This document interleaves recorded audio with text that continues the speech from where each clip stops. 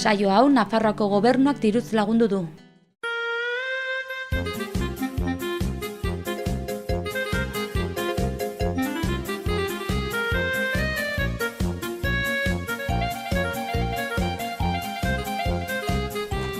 Arratsaldeon eta ongitorri Sudurgorrira. Humorea, ironia, autokritika eta giza satira batzen dituen saiora.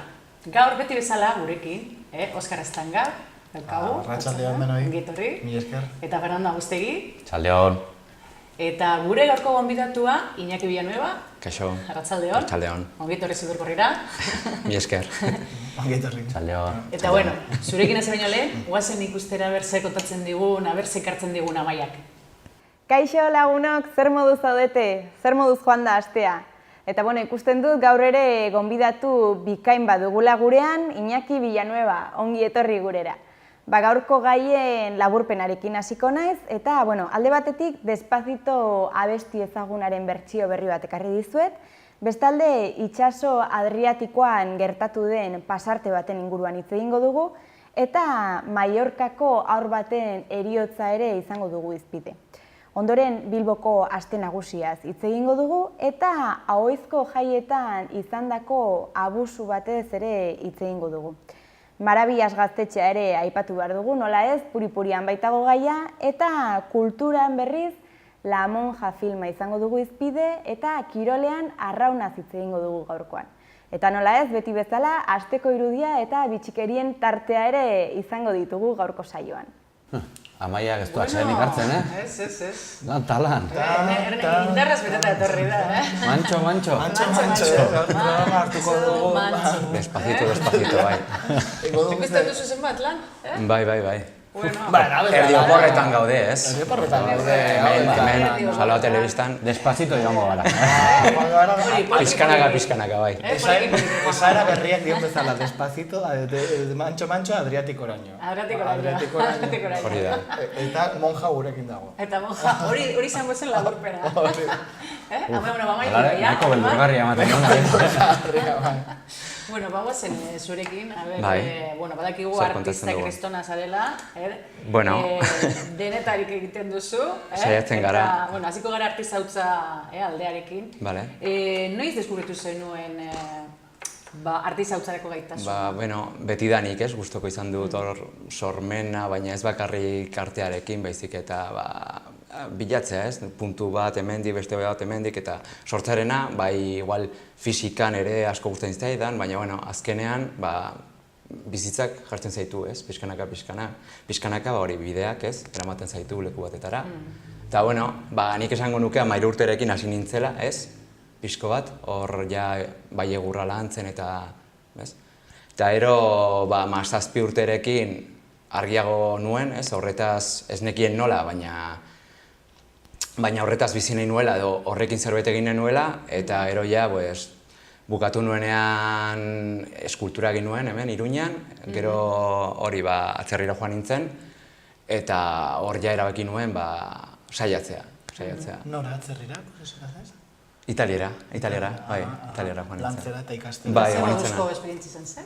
Oso ona, nire bizitzaren sobrenetarikoa nire ustez. Osea, espero dut bizitzan zehar, gehiago izatea, ez? Hemen nago oraindik, baina oso ona. Oberena niken bizitzeko duzu, ez? Bai. Beste batzuk egon dira. Italiko zen parten izan zen?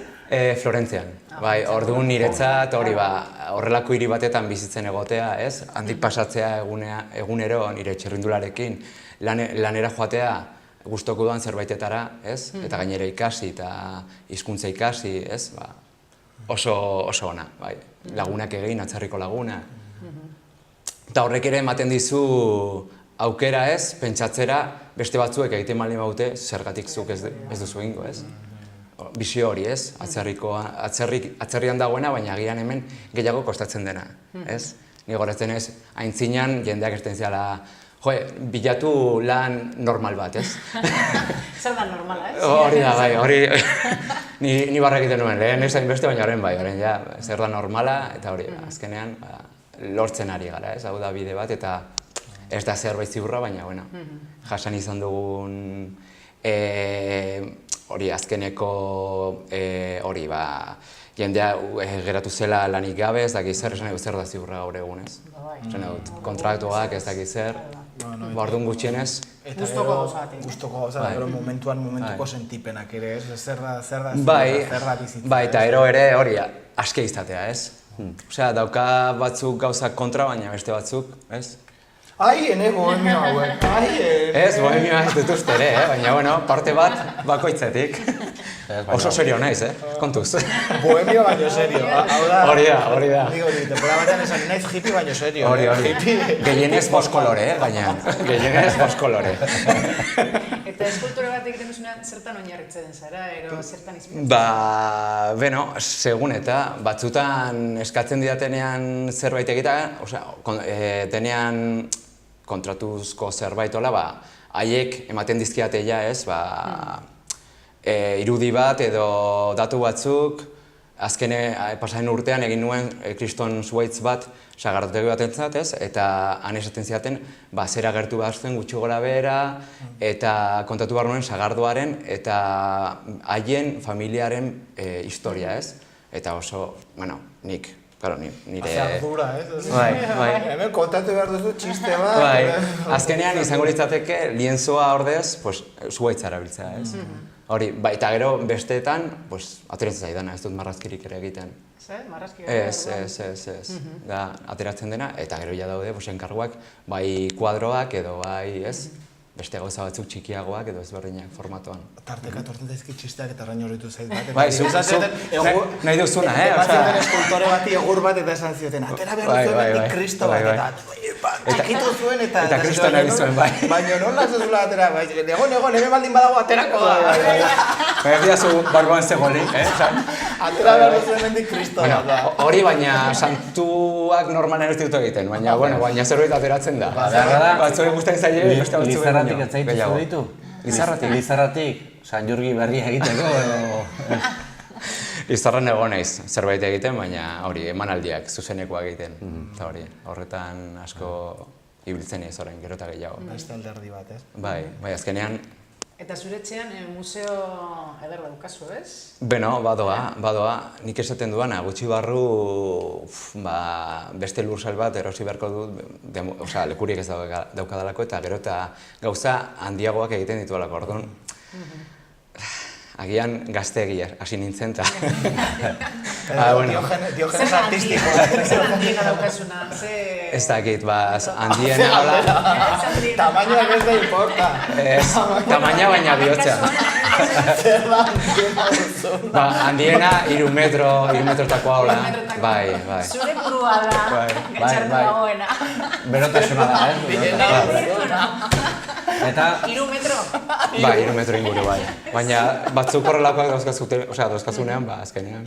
Tailertxike izan da, eta etxea horrez, herri batetan izan, eta lursail bat izan, nik esaten duana, gero, ez, Diogenes, bai. Ez dakit norek esan duen, baina bai. Bueno, Diogenesa biltzea, zuk sortu egiten duzu, ez? Bai, baina, bueno, azkenean... Emagin bat zara, zu emagin bat zara, ez? Bai, bueno. Emaegin eta emaegin. Nik hori, kaletik noanean edo armenditik noanean nik zuetzak ikusi eta ez dut, ostia. Zer nolako forma, ni horrekin egingo nuke, nik horrek txunditzen nau. Orduan oso... Gutxirekin, ni pozik. Eta posible da bizitzea, artista hautzen zen? Bai, bueno, ni orain, baina baita ere horrek, bilatu nautenek edo hola, bideratu nautelako gehiago horretara. Orduan, klaseak ematen ditut batez ere, eta gero zuzeneko emanaldiak ematen ditut.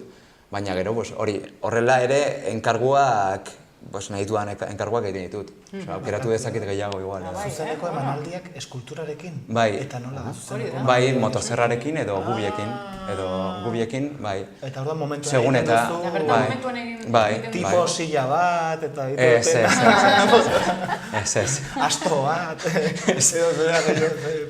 Ez, bueno, ja... Pastu beharko zarete, ikustera. Bai. Horregatik Lizarran horretan egon naiz, 3 urte daramatzat ara joaten. Eta gero eta gehiago egiten ditut, errepikatzen dut, lekuietan. Eta azkenean, erakusketak, enkarguak, klaseak, bauzu denbora, zuk nahi duzuna sortzeko? Gutxiago. Tamalez, baina azkenean batzutan erabaki behar da Uztartzeko, ez? Aurrera begira ez, hori. Ez du ematen den. Horregatik esan du serio naizela. Naiz eta ez, hori, gutxienez, hori, ondo enfokatuta edo ez, bideratua, pentsamendua edo. Artista horok ere behar duela zer hori, nik zer nahi dut, baina gero nik dudan hau nola munduarekin, nola harreman dut, nik dudan honekin eta nola kontraesan asko daude, baina, bueno.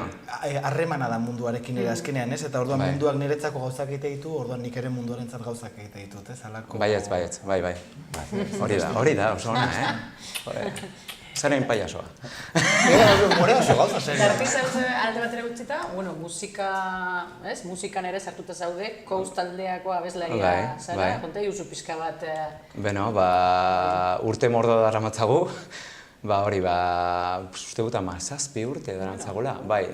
Orain izan dugu eten bat, bai basojoleak utzi zuelako, beste arazo batzuengatik ere, eta orain aurten udazkenean aterako dugu diska berria, eta itxura hona dauka, eta nire ustez.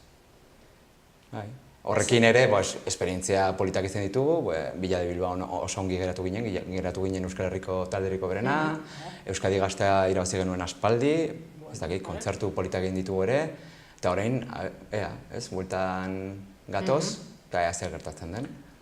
Eskultura bat egiten duzunean musika entzuten duzu? Bai. Segun eta zer egin behar dudan, metala entzuten dute bestenaz musika klasikoa. Detaileekin nagoenean musika klasikoa entzuten dut. Edo rock, lasaia, edo hola. Eta desbastatu behar dudanean, Rammstein oso ondo doa. Rammstein, kolpeekin, hola zerbait, oso perkusiboa den musika. Metal oso gogorra. Bai, lehen egiten genuen lasaiagoa, baina, ez da gogorrena ere, Osa, nik abesten dut melodikoki, gero ere... Ez duzu pintzen agotza... Bai, ere, baita. Nire urteak kostatu zaizkit ere, hori egiten. Aldaketa horiek, baina bai, da tarteko zerbait. Gezuri besten duzu, edo... Bai, azkeneko trilogia hau egin duguna, bai. Eta zertan inspiratzen zara bizitzen, edo... Bai, norberan ez. Azkenean, bizitzeko modua, gero gizartean ikusten dituzu beste gauzak ez. Osea, esan dut, zuzarena, esan dut, zerbait idazten duzunean, sinistu behar duzu, orduan egi edo gezur hori egi bilakatu behar duzu. Osea, zerbait kontatzen nahi zaleko, orduan hartu emana da, ez? Gizartearekin eta norbanakoarekin. Norain momentuan, ze proiektutan zabi? Horretan musikan? Artizautzan, musikan... Orain klaseak, horrez, aurrean ja dauzkat, eta bai hilabete honetan, irailan emanaldi asko izan ditut eta dauzkat, eta enkarguren bat ola polita, eta aurrera begira, urrian orain, gutxi barru banoa Bulgariara. Bulgariara? Bai, forum batetara, hori, atzerriko jendearekin hori da elkarketa bat, eta bakoitzak egiten du bere lana. Gaude kriston lorategi handi batetan, han, Bulgarian, itsasoaren ondoan, eta han gero erakusketa bat egiten ditugu gauziekin, eta aurten ere egingo duguna da handik Errumaniara joan, eta han beste bat egin, beste erakusketa bat, bai. Eta amaitzeko, badaukazu esaldi filosofikoren bat... Bai, pilo bat, idazten dudan. Zuri zaizuna? Bata, du has, minxe. Hori oso nada, Edo, bestela, eman egurra. Bai, emaiok egurre. Horrela bitzen zen, lehenengoz nire lana, horren enpresa ez dakiz zen, baina nire txarteletan hori jartzen zuen. Nik esango nuke esaiatu hoberen izaten, baizik eta hobea, ez? Ez dakit, humila izan edo horrela, ez? Ez ara estresatuko ere.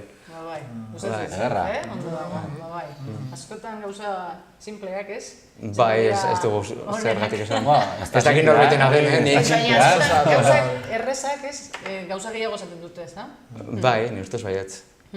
Bai. Bueno, orain ja oazen aber Amaiakin, eskerrik asko elkarrizketa, gurekin ditu, eta oazen aber Amaiak zer kontatzen digun munduan ea zer gertatzen da. Horrengo eskulturak egitea. Emaio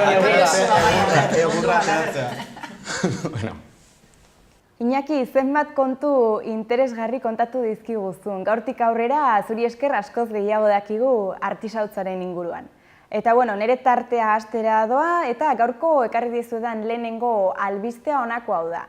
Abesti bat aukeratu dut, Despacito abestia da hau, eta ziur behin baino gehiagotan abestu eta dantzatu ere egin duzuela. Abestiaren bertsio berri bat ekarri dizuet, hain zuzen Luis Fonsik Buenos Aireseko Kolon Antzokian eman duen emanaldiaren bideoa. Ea gustoko duzuen.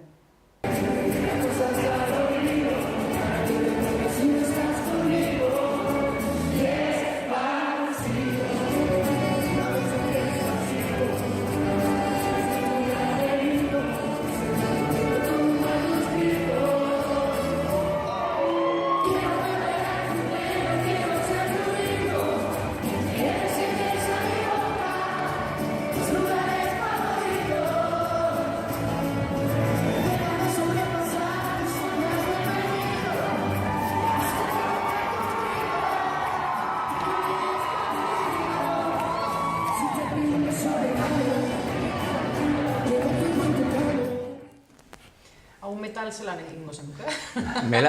Metalean alda, egin daiteke, bai, noski baietz. Dena egin daiteke, bai. Ematen du kanta bat dignifikatzen dena orkesta bat jartzen zaionen atzean, ez? Bestela dela zerbait bulgar, baina orkesta jarreta bat...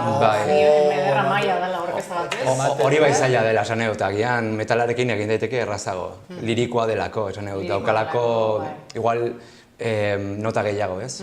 Honekin zailago, ez? Bai, oso perkusioa dauka erritmoa, baina melodia gutxiago, agian. Horrek biolinak eta horrek... Bai, ematen diona melodia, abotsa da eta batzuetan ez dauka melodiarik ere, orduan. Da nire buruz, nire izia. Ni ez jakina naiz eta... Bai, orkestak beti hobetzen du... Nik egiara ez dakit nola den bertsio originala ongi, Orda, ez dakit... Bai, entzun du, baina ez pentsa... Entzun da gehiago, jendearen komentarioetan benetan entzutea kanta bera baino, ez da entzun da... Bai, hori bai, Despacito hori bai entzun, baina ez dakit nola den kantua... Baina, bueno, ez jakintasuna... Bueno, hori ez, gero orkesta eta gainera fijatu bazarte orkestan ere zegoen violinista hipermotibo. Hori ez joan oso Despacito, Bueno, gero nik uste dut ja kanta honek Despacito hitzari ez diola bat ere bentajarik egin. Zenbat eta zenbat txiste txar, gainera igual adestiempo batzuk, ez? Despacito aipatzen den aldi oro, nahikoa da, hitzari eman behar diogu deskantxo pixka bat. Ea zer datorren urrengo urtean. Hori. Aurten ez dagoen, hori pasan urteko, ez? Udako, ez? Abeste izan zen, ez? Ez gara enteratu, ez? Aurten nik ez dakitze izan den? Aurten guan ikuste altxasukoa zela, ez? Bai, ez? Despacito izan zen, bueno, nire inguruan. Hori hemen Euskal Herria mailan nahi. Metal munduan ez dakigu. Ez, metal munduan ez dago Despacito. Ez dago hiti, seguro. Ez hit bai, baina udan zehar, ez dut uste. Normalean metalekoak udaran egoten dira itzaletan. Bai, baina guzki gaineke. Neguko. Txuri mantendu behar da zara. Ostenaz. Canción del invierno. Atera barko genuke. Negukoa. Eta gaina egurrarekin hobe, berotzeko. Kontra egiteko, azkar! Horrengoan, neguko jita, aterako dugu. Kruzeroak edo gurutzaldia gustoko dituzue? Adi, zeren emakume britaniar bat itsaso Adriatikoan zioala kruzero edo gurutzaldi batean, uretara erori da eta Kroaziako larrialdi zerbitzuek 10 ordura topatu dute erori zen lekutik kilometro eta erdira hain zuzen. Eta sinestezina badirudi ere emakumea onik dago. Segun berak jogak eta abesteak lagundu ziola. Jogak eta abesteak. Itxasuan joga egin. Eta hotzaz pasatzeko abesten egon zela. Ez dakite metal... Kanta bero bat abesteko zuen. Ez zait inoz gertatu orduan ez dakit. Horrelako hori... Eta joga, orain? Baina 10 ordu. Aize pixka bat, egin bela. Nik uste kantatu zela itxasoan uraren ertzean, ez? Itxasotzi baten... igual? Plazantikotik kanpora... Jo, ala ere... 10 ordu aguanta egin behar da. Bai. Adriatikoa. Adriatikoan. Inongo hotza da Adriatikoa? Bueno, ez dakit, Ematen du, ez? denpora asko bazaude Hala ere, itxasuan, ez? nik irakurri dut, erori zela, hori gezurra zela. Mira, Segurtasun... Bai, poto, nik uste.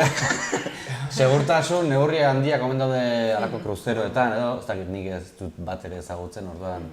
Eta horko itxasontziko nagusiek edo kapitainak edo arrantzuela hori ezinezkoa zela. Eta azkenean uste dut aitortu dela berak salto egin zuen. Bai, orduan, jake Benezira zoan, ez, Puente Suspiro bat nahi zuen egin, bera, horrelako... Orduan, ez dakit. Argi dago, bere nahia etzela bere buruaz beste egitea. Hori argi dago ez, ze 10 ordu irauteko yoga egin bat, edo bestela damutu zen. Agian ez ziotin utziko yoga egiten itxasuntzian edo abesten, ez? Baina Eta bota zen horregatik. Horrelako kruzeroetan denetari dago, ez? Yoga seguro egin daitekeela. Bai, eta kontzertuak ere denetarik. Baina agian nahiko gaizke bestuko zuen, zer eta zen guzti. Igual karaokea oso... Egon gozten abesteko. Berriro despacito! Joder, desesperazioa, ez? Beste honek ordea ez du zorte bera izan ere Mallorcan 10 hilabeteko haur bat hilda bere aitonak autoan ahaztua izan ondoren. Hori bai izan dira gogorra, Aitonekin eta memoriekin egiten dira txiste asko, ez? Baina hori... Hombre, eske hori gertatzen zaizu eta... Zaten dute, bera gizona, aitona, 50 urtekoa da, ez da be... 50 urtekoa, antsietate atake batekin ospitalean zegoela, aurkitu zuenean umea, ez? Eta gero poliziak eta joan zirela, berari lasaiago zegoenean galderak egiteko, ez? Normala, ez? Pentsa ez, aurra hilda, eta gainera zure erruz edo... Beraren errua, kotxean ahaztuta, 10 ordu ahaztuta. Han kriston temperatura handiakin. Bai, galdera honitz, ez? Horre... Eta ematen du txisterako, zer lasai gauden gaur, ez da gaiatu. Imaginatu gero txiste gutxi, Bai, ezke hori batez ere, beran alaba, ero semea, nik ezak izan izango zen umearen, ez? Gurasoak, baina ederra papeleta, ez? Betirako, ez? Bai, oia... Guztiontzat gainera. Horrekin bizi behar da gero, Bai, aurra zaila hilda. izan behar da, Oso zaila. Argi dagoena da hori ez dela borondatez txarrez etzu despisteak eta despisteak daudela, ez? Eta desde luego hori Inoiz, irakurri dudanez, suposatzen da, bera ezela egoten zaintzen umea. Eta lehenengoko bidar, uste dut, eman zietela, bera joan zela kafe hartzera eta ahaztu egin zitzaiola. Umea utzi zuela kotxe. Ja ez zegoelako ohituta ume ukitzen. Lehenengo bat, lehenengo bat azkena.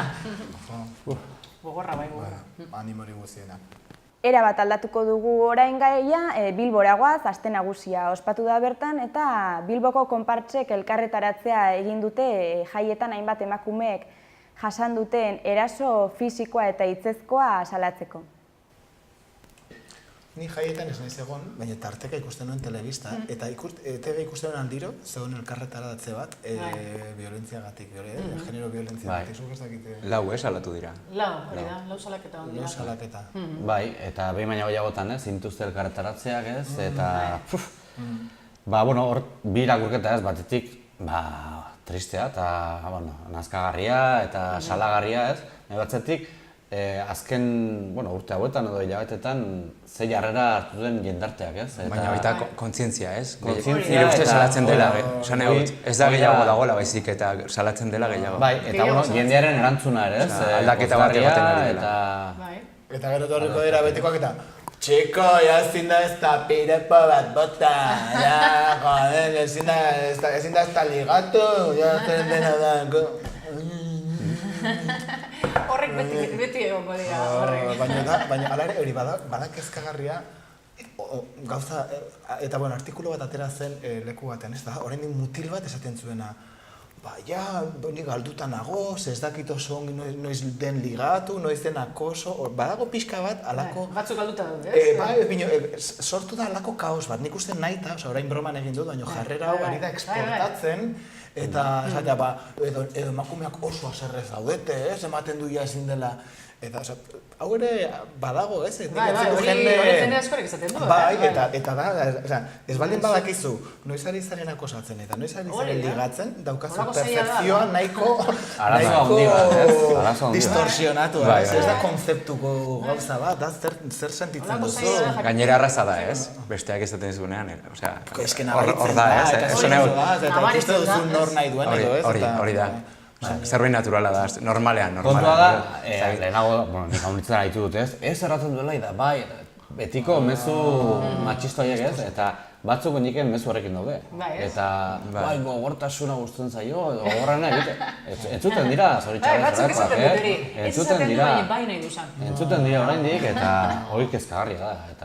Eta batzuk kriston mina egiten di hori, ez? Berak nahi duen momentuan, ez? Kaso ez egitea, edo hor joatea, edo nahi duenean nahi duen hori egitea, ez?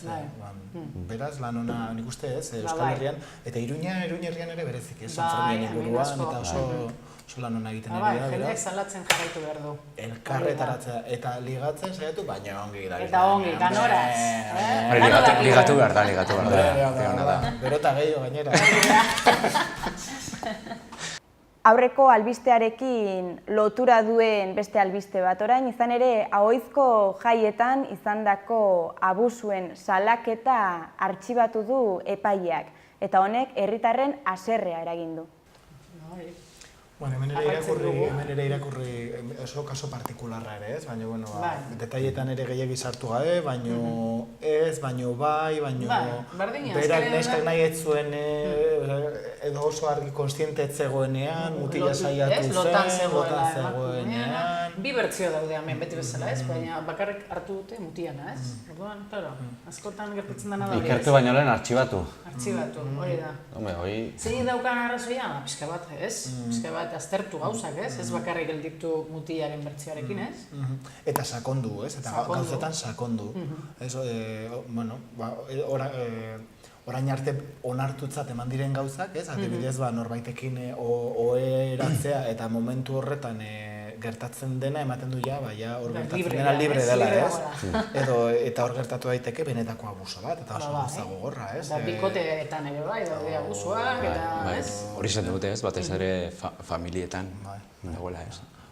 Eta oso onartutzat daude, eta horrelako berriek laguntzen aldigute ere horrelako gauzetazo hartzen, ez? Horregatik igual haserre hori kaso batzutan argi ikusten delako edo kanpotik ikusten da, eta nik uste jendeare konstiente dela, edo horrelako berriek ere atera arazi egiten dituztela bestelako esperientziak, ez? Nola zen? Bai, eta buelta bat eman eta hausnartzeaz, gutxienez. Bai, ze batzuk emakume batzuk ez dira ausartzen esaten, pentsatzen dute, ni ezin dute esan ez, nire gizona da, edo niren, ez? Ez dakit zer da, eta orduan... Baina gero horrela ez bukatzen balien bada normalean ere, esan nahi dut artxibatuta edo, ez? Bai, hori da... Ez du animatzen salatzera. Hori da, nire ustez, besteek ez, lortu nahi dutena, beste alde batetik. Jende, emakume asko daude esaten dutena, nik ez dut salatuko, zertarako balio du. Baina hori gertatzen da gauza askorekin, nire ustez. Total... Oraindik gauza asko dago egiteko. Beti. Metaleko kantu bat. Beti. Horrelako bat egin behar duzu, Negurako. Salatu, eta gero giligatu. Negujit. Zuforoak egin. Idatzi. Hori aputa.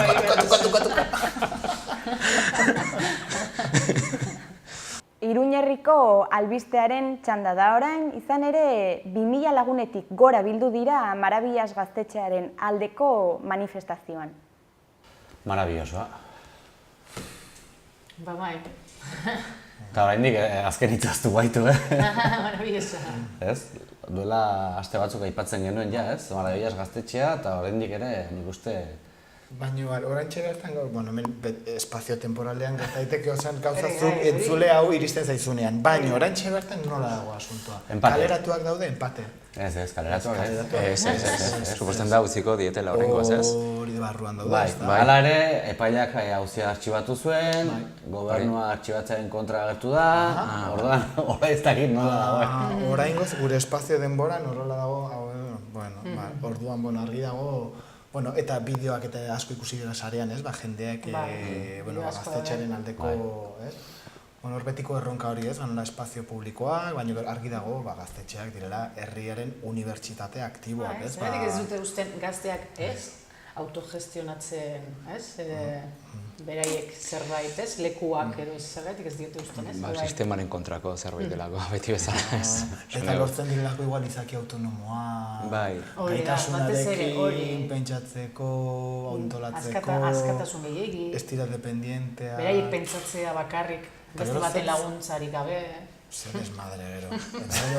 Eta gero horiek igual... Artistak. Artistak. Hasi gara, egurra lantzen. Eta lan normalak lor gegiko ditu. Lan normalak. Beharreko lanak, ez? Behar. Normalak, Normalak.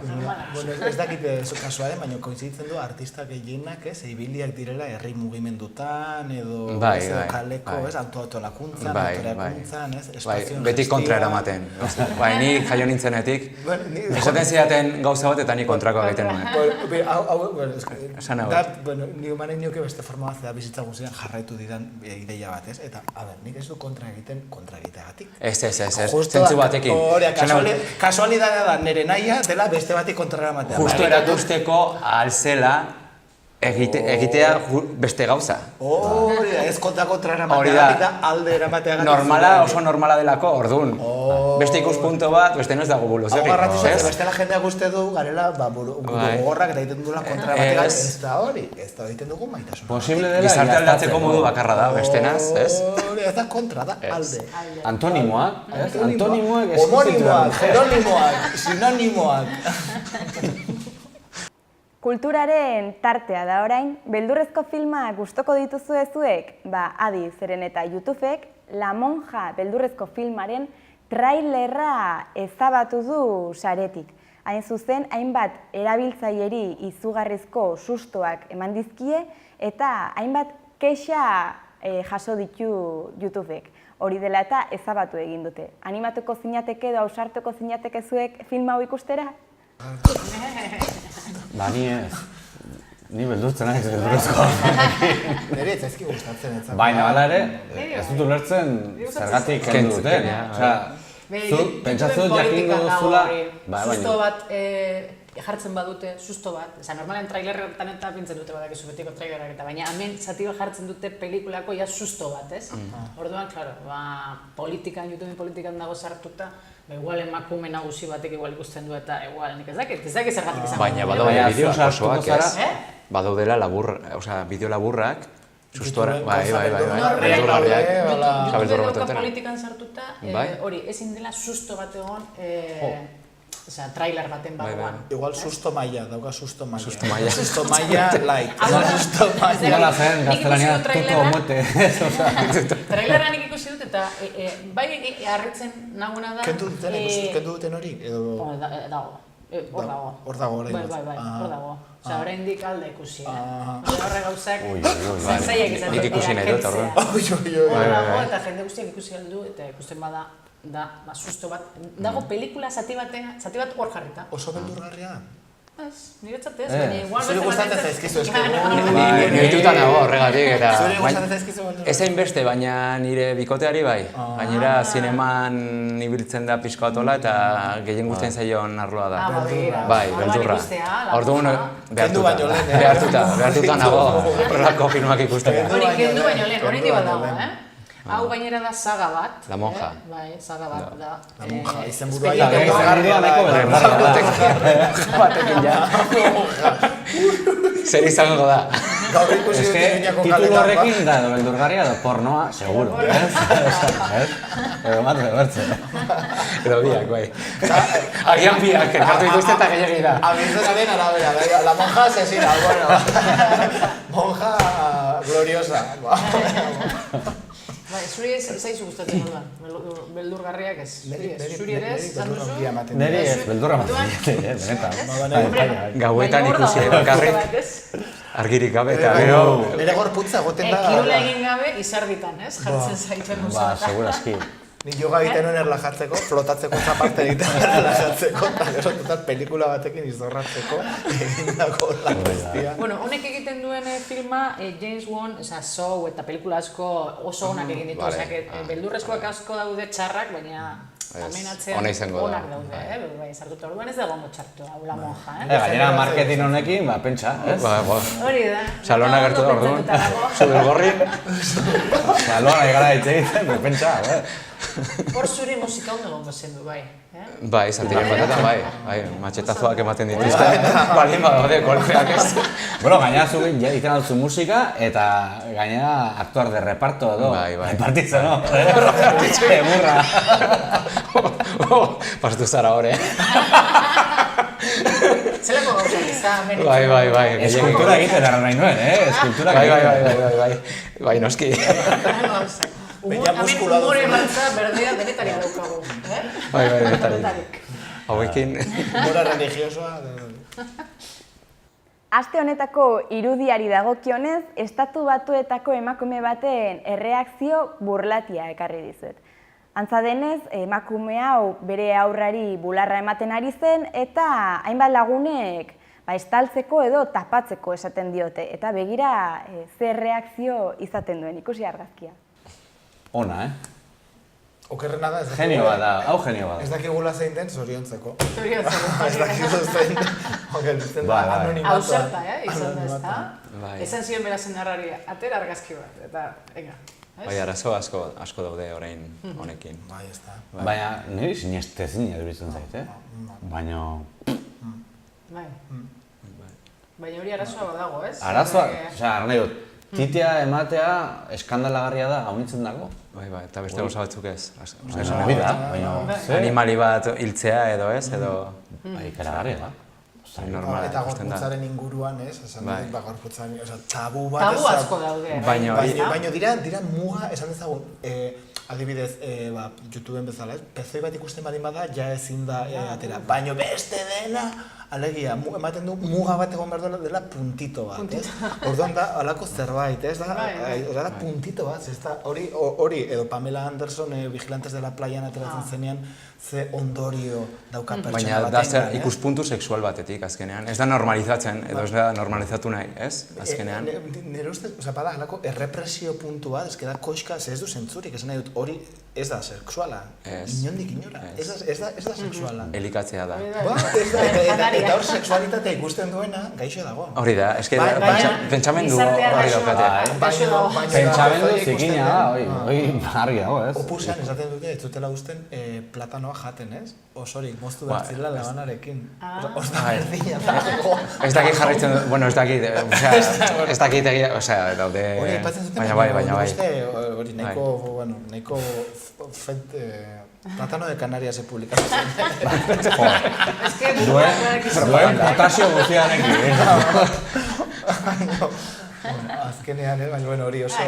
Dana dago segun ze begiak ikusten duten, ez da? Eta hemen oso konparaketa polita egiten du berak burkarekin, ez? Hori bai, hori gustatzen zain niri bai. Nola, de repente ez, sentitzen du errepresio bat gainean, ez? Beste herrialdeei hainbeste botatzen diogun eta gure burua hain jatortzat eta hain irekitzaz daukagun gizarte batetan, ez? Nola orain... Gainera bere emakumea esaten du, jatetxaren atzekaldean zegoela janaria ematen umeari, ez? Osea, gainera ez zegoenan jatetxean baina jatetxe bat baino leku hobeagorik jaten emateko.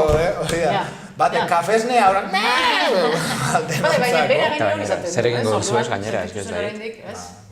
Baina sinestezina da, baina batez ere ez batzuk, nik uste orokorrean gizartearen ehuneko handi bat, normal dagoela, baina oraindik badago ez alako karka usai bat. Asko baina dago ez oraindik. Asko bai, zuk uste.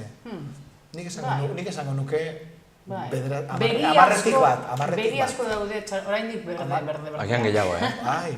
Nire ustez batzuk ez dutela esaten, baina pentsatzen dutela. Amarreta tipi. Eta igual... Ez dut, bakizu, ez dut telefonotik ditu. Inkesta. Eta urrun gangabe, Nafarroa portzentaia... Amarreta tipi. Eta leku askotan. Amarretatik bost... Zarrok ez da ez? Ez, ni zenbakitan esartu. Galdera zaila, zure. Amaiari izango diogu, urrengo galdetu hori. Galdetu hori Amai horrengoan, eta gero kontatu, Eta orain bitxikerien tartea dugu lagunok. Australiako Unibertsitate Nazionalak argitaratu duen ikerketa baten arabera, hain zuzen, Homo erectus espeziea nagia izateagatik desagertu zen hein handi batean. Oi. Alper gurandia. Claro, nik ulertzen dut nagia izateagatik desagertu. Eta Homo erectus entzun da, zerta desagertzen da espezie bat. Ez dielako ugaltzen, ez? Ez dakit, Homo flaccidus. Serio hainez, Kontraesana, ez? Orduan, ez dut ulertzen, blokeatzen, Bai, hemen zerbait dago, ez? Zerbait, ezki dago, Zeizki dago. Ez dakit, zer izango da? Zuek ze uste duzue? Baina hueldu gara Homo erectusetik, ez? Nola da hori? Homo erectus, Homo sapiens, Bai, suposatzen da bai, ez? gure arrasoa. Denak alferrak ez ziren Izango, ez? Esaten dute horrek harriak eta hartzen zutela, ez? Normalak, esan beharrean harri gehien onak eta Homo sapiensak eta egiten zutena joaten ziren mendian gora, ez? Neandertalak eta harri ederrenak hartzeko, ez? Gehien irauten duten harriak, ez? Askotan ez dakigu nahi duen esan, heldu garen, ero aurkitu duten harriak altik hitz egiten diren, ez? Ze igual hori nahi dute esan, harriak hain eskazak edo txarrak izan diren, ez? Harriak zu jaingo duzu material kontutan gehiago, badaude, segun zonaldea, ez? Azkenean hori da. Orduan, harrien bidez ugaltzen ziren, Homo erectusak. Haze harrika da. nahi du esan, harri asko, ez? Osea, mendi harri asko. Ikaragarria, Harria jota. Ikaragarria. Cariño gaurkoa ikaragarria. Gaur nik uste dut honi biak etorri direla Oso berde, Oporren beharrean hau Bai, ez, bueno, gaia hauekin ere, la monja eta orain Homo erectus eta ez. Gero esaten duzuen ere burua dela, Lehen esan duzu 10-etik 2? Horra 10-etik 9 Hemen 50% gutxienez. Eta la monja Berdea, burua berdea, nik uste dut 10-etik 9 izango dira. Eta, bueno, nik uste gizakia alferra gauza askotarako, baino 10-etik 9 Horretarako. Zeonaren esaldia bukatzea beste batek. Ene bada. Bada ere. Bueno, ez dakigu kale inkesta bat egin behar zen. Hori bai. Amaia lan gehiagia ematen, lan gehiagia. Bai, hartu. Mantxo. Poliki. Beste albiste hau ere arkeologoen lanaren emaitza da. Hain zuzen ere, Siberiako kobazulo batean, bi espezieren artetik jaiotako haur baten aztarnak topatu dituzte. Dirudienez, duela 50.000 urte bizitu zen gizaki hau eta ama neandertala eta aita denisobarra zituen. Claro, bai. Hemen jarraitu zuten, ezta? Hau da, bat ondarruko eta ez da lekeitxo konzerta edo nola neandertala. Nik uste dut, igual urrutiago piniko dugu. Igual urrutiago. 50.000 urte. Bizi ziren. Auskalo orduan ze, beste txiste bat etortzen zaite benda da, cariño, eske nahiz sifilitikoa da. Lasai, ni filatelikoa.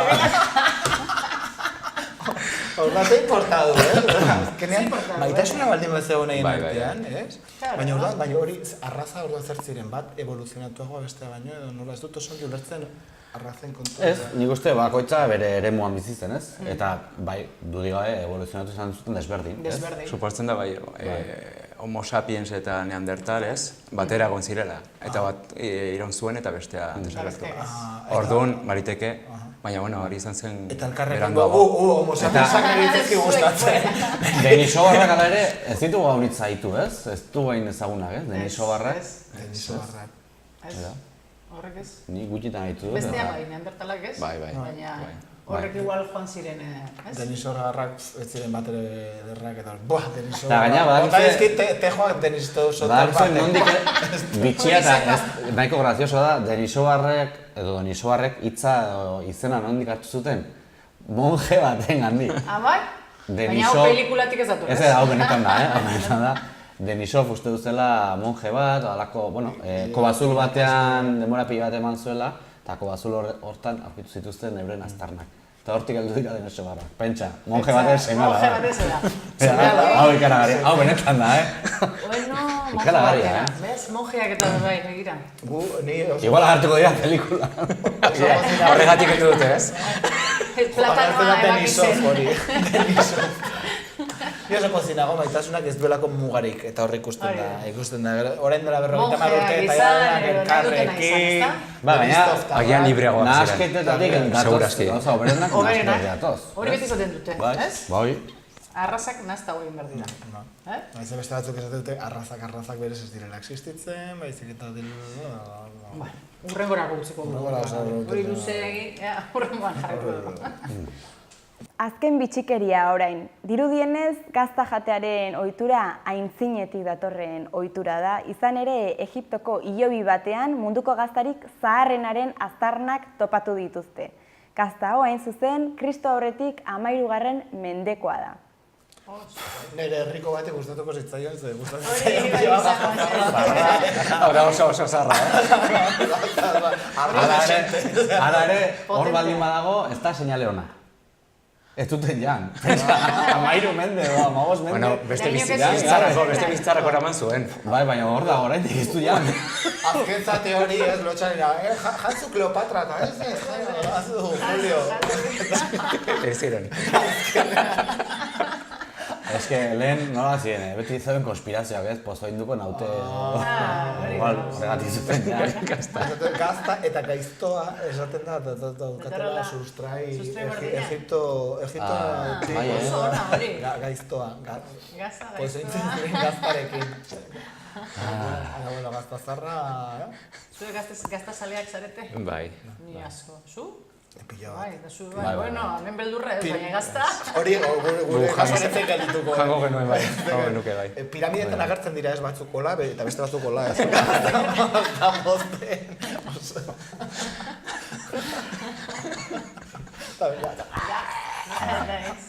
Ez que gazta zenbat eta ez gogorragoa eta fuerteagoa nire gehiago gustatzen zaigu. Ba, pentsa, probatzen pixka.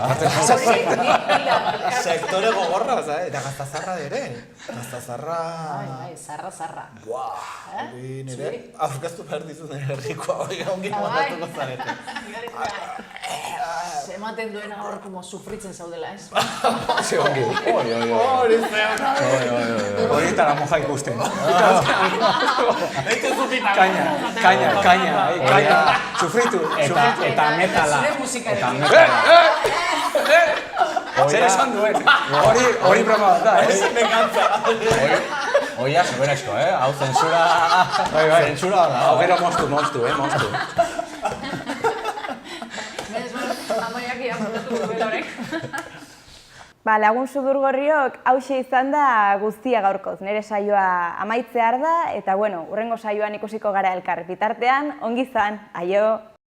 Bueno, aio, urrengo arte, biba zu! Beti bezala. Gazta gure kontu urrengoan.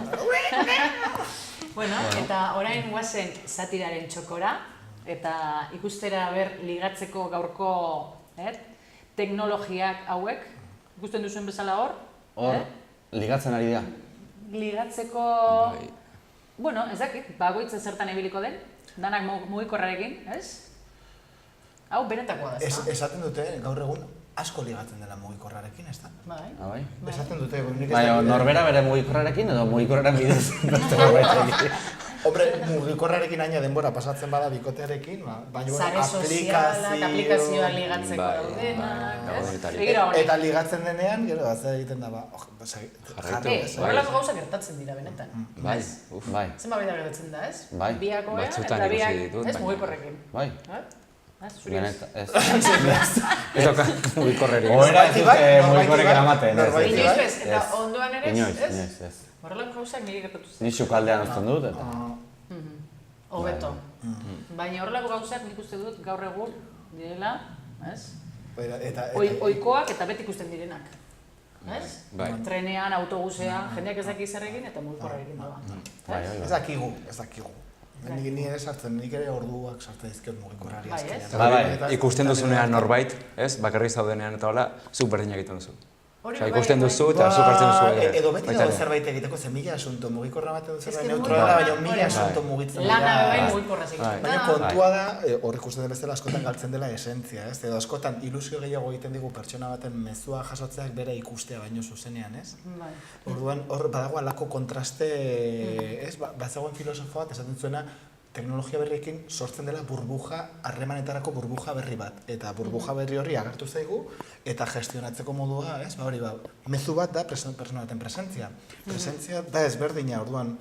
Da momentu baten egon alzara, hanbeste pertsonekin, ez?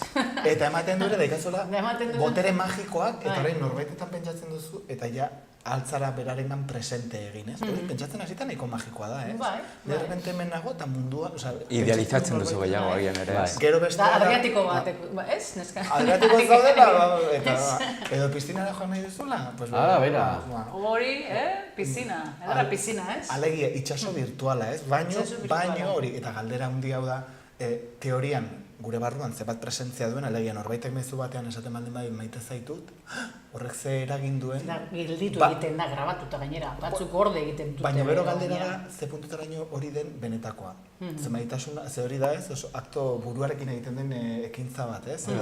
Idealizatu. Azkenean mezua zure ikuspuntutik ikusten duzu. Begiradak asko esaten du eta keinuak, ez? Orduan, ulertu daiteke zure modura, eta ez bestearen modura. Eta zenbat haserrealdi ere izaten diren, edo gaizki ulertu, haserrealdi baino gaizki ulertu, ez? Eta haserrealdi ere, gaizki ulertu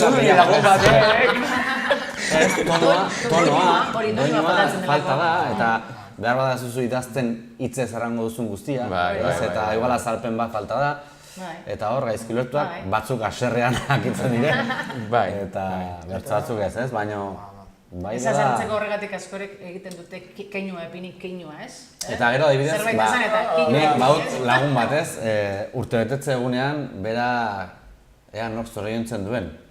Eta baditu mailak. Ea nok deitzen duen, nor bidaltzen dion mezu bat.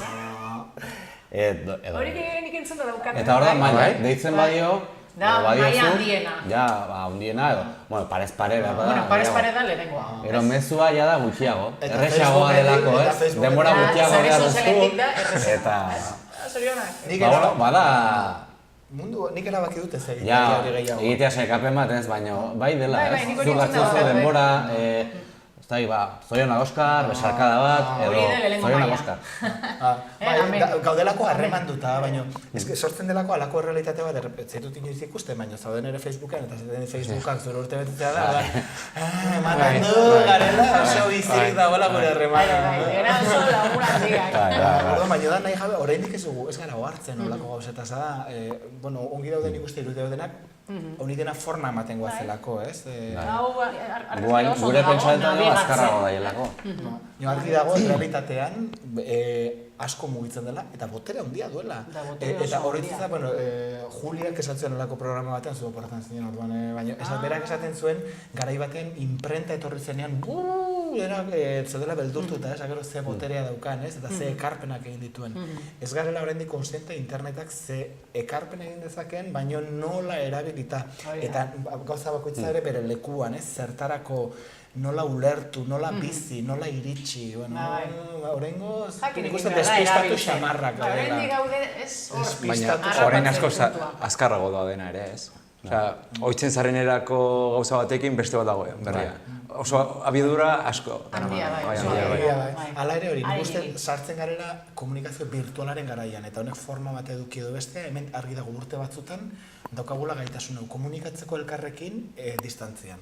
Orain arte ez zegoen, eta un mugikorren iraltza hau izan da ez, aurrena SMS-a zen, aurrena deia zen, orain jamaten du, urutzi zara, orain badago, urutzi zara nola plazan deitzen ginen, etxetik, eta orain da, urutzi zara telefonoz deitzen ginen elkar, zer borita zen ez, bata besteren abatxen zuten, orain da mezua, baina da, distantzian komunikatzea ez, orain hartzen ari gara neurria, eta... Hemen dikutira, ikusiko dugu zuzeneko emanaldi bat egiten, Bulgariatik, streaming bidez, eta aupai! Jendea ez da etxetik aterako.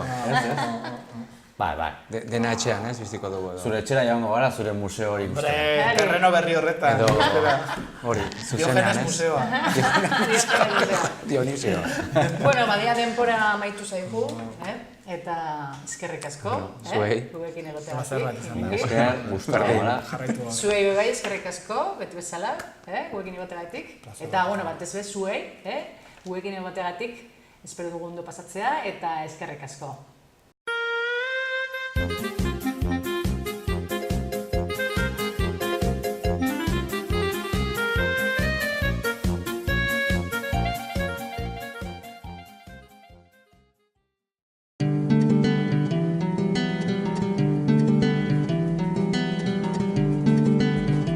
Saio hau Nafarroako gobernuak diruz lagundu du.